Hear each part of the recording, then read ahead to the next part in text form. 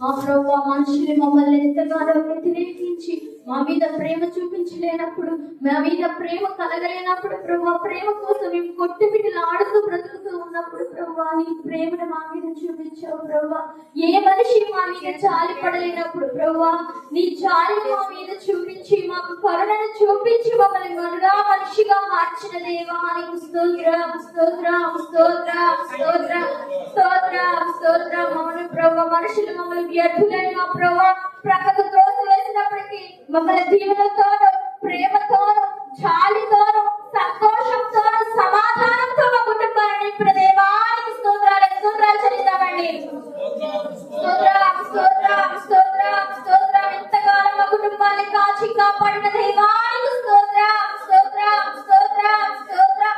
మమ్మల్ని ఎంతగానో మా ప్రభువా ముళ్ళ మార్గం నుంచి మా ప్రభు పూల మార్గంలోకి మమ్మల్ని నడిపిస్తున్న దేవానికి స్తోత్రం స్తోత్రం స్తోత్రం స్తోత్రం స్తోత్రం స్తోత్రం. దారిద్ర్యంలో ఉన్న మమ్మల్ని ధనవంతులుగా మార్చబోతున్న దేవానికి స్తోత్రం స్తోత్రం స్తోత్రం.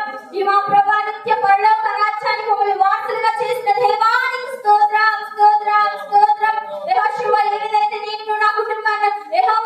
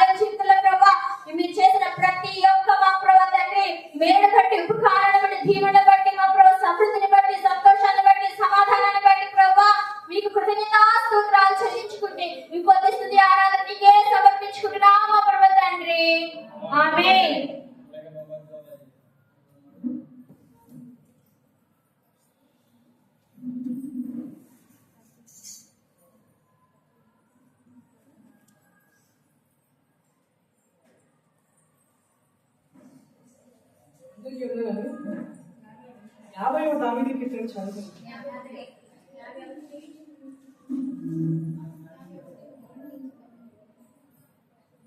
51వ దావీదు కీర్తన 1 నుంచి 10 వరకు చదువుతాను.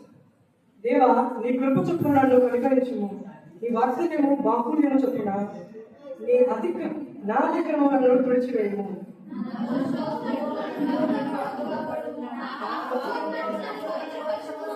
నా అతిక్రమములను నాకు తెలిసే ఉన్నవి, నా పాపములు ఎల్లప్పుడూ నా ఎదుట ఉన్నవి.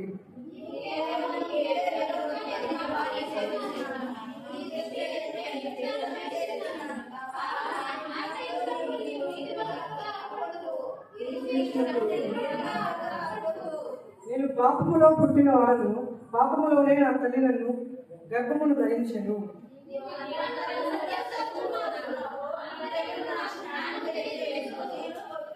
నేను పవిత్రునగినట్లు హిస్సోపుతో నా పాపము పరిహరింపుము. హిమము కంటేను నేను తెల్లగా నుండినట్లు నీవు నన్ను కడుగుము.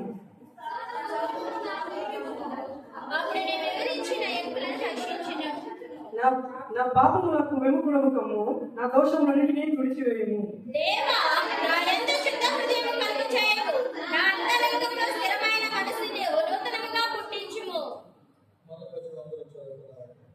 దేవా, నీ కృప చొప్పున నన్ను కనికరించుము, నీ వాక్య బాహుల్యము చొప్పున నా అతిక్రమములను తుడిచివేయము. జీవవాక్యం దేవుడు దీవించును.